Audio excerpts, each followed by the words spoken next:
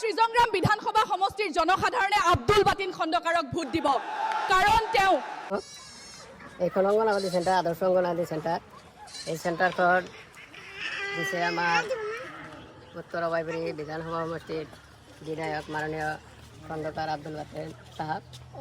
তেখেতে এই সেন্টাৰটো দিয়াত আমাৰ সৰু সৰু ল'ৰা ছোৱালীবিলাকৰ বহুত উপকাৰ হৈছে আৰু আমিও ভাল পাইছোঁ। আৰু বিধায়ক কেৱল এইটো কামে নহয়, বহুতো কাম কৰিছে, ৰাস্তা ঘাটত, তাৰপিছত কবৰস্থান, মছজিদত বাউণ্ডাৰী, বহুত বহুত বহুত কাম কৰিছে। আমি তেখেতক ধন্যবাদ জনাইছোঁ। 2026 আহ্বান ৰাখিছোঁ সমূহ ৰাইজক যে 2026 খন্দকাৰ আব্দুল বাতিন খন্দকাৰ সাহেবক টিকেট দিয়ে যায়।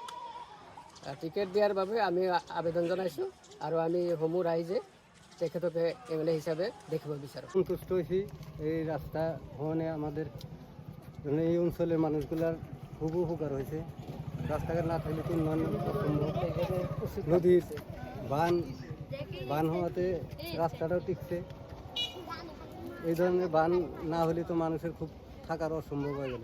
এইবাৰ আমি কংগ্ৰেছক ভোট দিম, আমি গৌৰৱ গগৈক আনিম, আমি অসমলৈ শান্তি আনিম।